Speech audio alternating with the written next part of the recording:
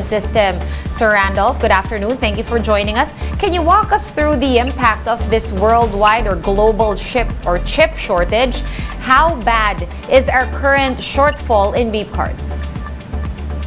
Okay, there has been a shortage announced as early as second quarter of this year. So AFPI immediately informed our public transport operators that the delivery of the beep cards will be on a staggered basis. Our cards in our rail transportation network is based on a demand forecast. And based on what we have, based from our data, it impacts their on-time or timely delivery of these stored value cards.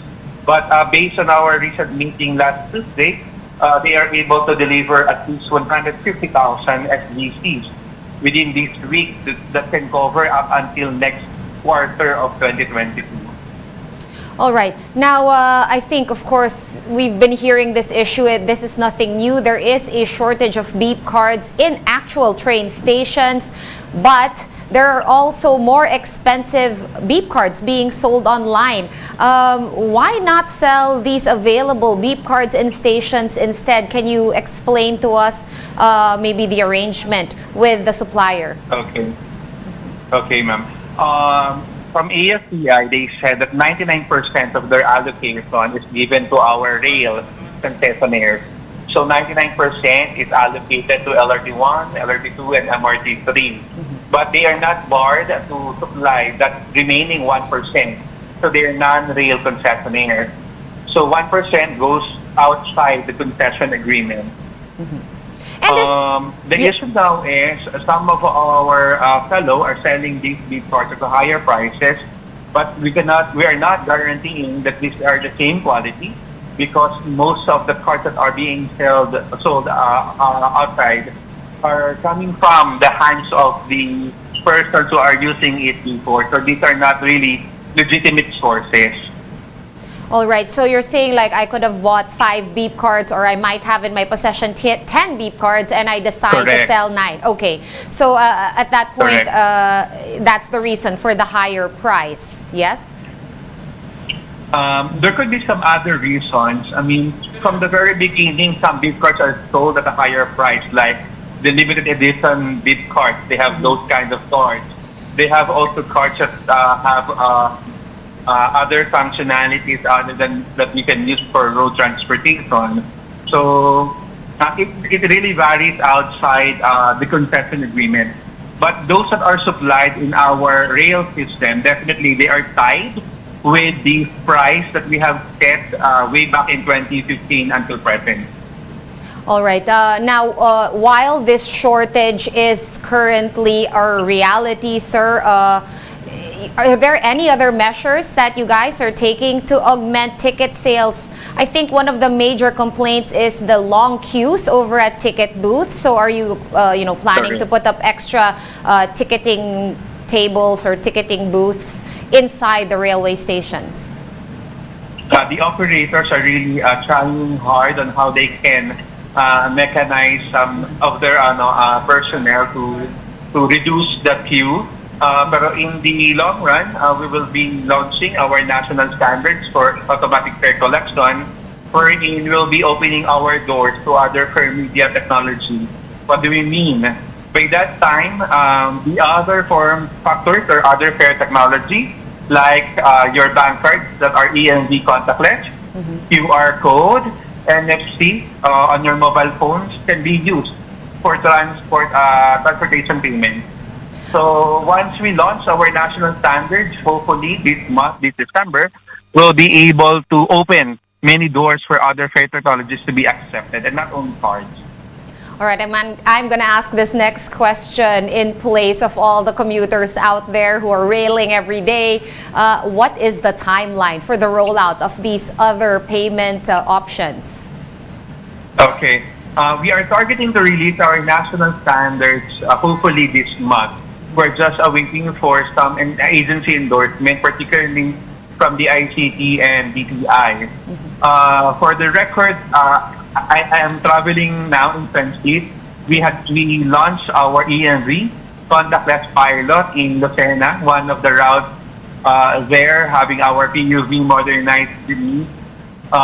We are trying to pilot the use of EMV contactless cards, meaning those modern jeepneys in Lokban to Lucena can now use their bank cards for transportation payments. All right, thank you so much for your time and taking our call, even if you are in transit. Mr. Randolph Klett, Project Manager of the DOTr's Automated Fare Collection 6 system. Thank you, sir. And the House of Representatives is looking to approve the bill seeking to create a sovereign wealth fund by December 12. Ways and Means Committee Chairman Joey Salceda said they will tackle the measure on Monday. Salceda added that President Bongbong Marcos has ordered its passage. The Albay representative assured the public that enough safeguards will be in place to keep the funds from being exposed to corruption. Number one, there's a board of directors. Second, there's an advisory board composed of the economic manager. There's a risk management unit, and there's a joint congressional oversight committee. So the Maharlika Fund has several layers of accountability, including it is COA-able. And President Bongbong Marcos says that the government needs to find alternative ways to proceed with the joint oil and gas exploration with China in the West Philippine Sea. Marcos Jr. says the government must find, quote, other ways to pursue the joint exploration if government-to-government talks with China do not pan out. The president sees oil and gas exploration as a long-term solution to address high fuel costs. Back in June, former President Duterte ordered the termination of discussions with China on oil exploration, citing sovereignty and constitutional issues. I think there might be other ways para hindi gawing G2G or I don't know. We'll have to find a way. Kasi kailangan na natin eh. Yung China, hindi man, maliit na bagay sa kanila yan eh. Sa atin, malaking bagay yan. So, kailangan talaga natin ipaglaban at mapakinabangan kung meron mang oil talaga. We're gonna pause for a quick break, but we will be back with more stories after that. Keep it here on One News.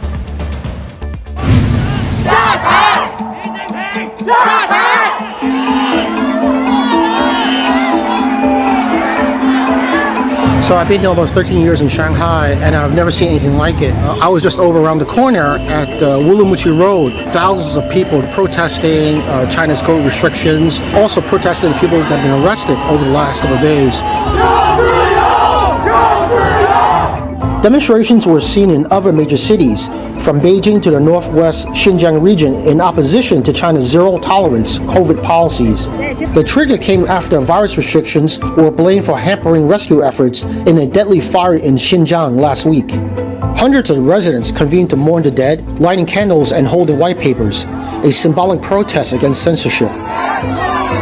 And in terms of trying to understand why frustration is boiling over, earlier in November, the Chinese government announced some easing measures, a virus playbook, 20 guidelines that were actually used in order to ensure that local government officials were using targeted measures to enforce the COVID-0 regime. And now, a few weeks later, it seems like we're back to square one. So they've been backtracking on a lot of these guidelines that the national government had ordered. China hasn't publicly responded to the growing unrest, but the state-backed People's Daily reiterated on Sunday the need to stick to COVID-0. China is in a difficult position. Xi and top leaders are unwilling to endure the fatalities that ensue when even the most vaccinated nations open up.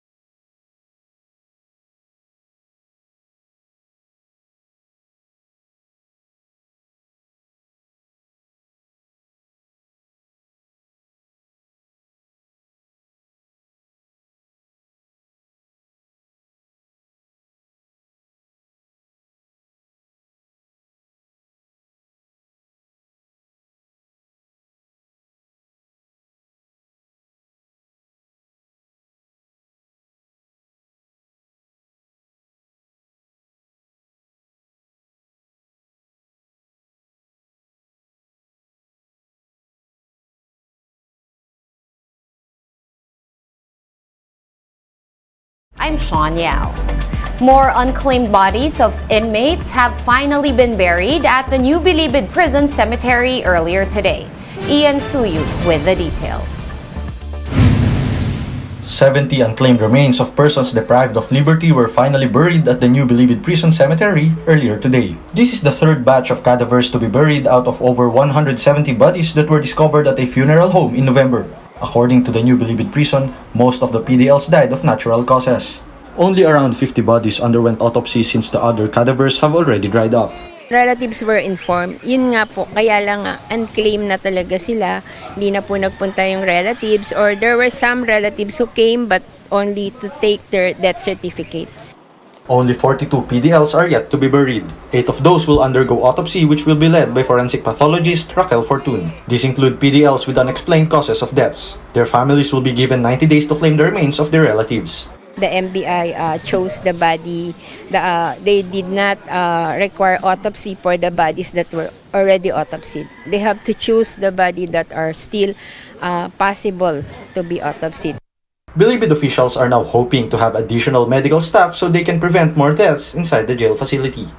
Presently, nationwide, less than 300 nurses. We cannot achieve the ideal number of, it should have been 1:40 nurses. But now we are on 1:250 to 300 PDL per nurse. For News 5, Ian Suyu, we are One News. Let's now take a quick look at today's other top stories. The Bureau of Fisheries and Aquatic Resources has temporarily suspended the ban on the sale of imported fish in markets. Authorities were supposed to start confiscating imported fish being sold in wet markets on December 4. The Health Department has seen a significant decline in the use of RT-PCR testing as a result of updated testing protocols. The DOH said, from 90,000 RT-PCR tests conducted per day in January, the number of samples collected has significantly dwindled to 11,000 in November. Justice Secretary Boying Remulla met with the families of missing cockfighters today. At least 11 police officers are facing kidnapping complaints in connection to the disappearances of dozens of sabongeros in Cavite and other areas. For more updates, visit News 5, The Philippine Star, and Business World online. Visit our website, onenews.ph, for more in-depth analysis. You can also catch One News on Signal Play. Register for a free account at www.signalplay.com and stream One News Live anytime, anywhere. I am Sean Yao. We are One News.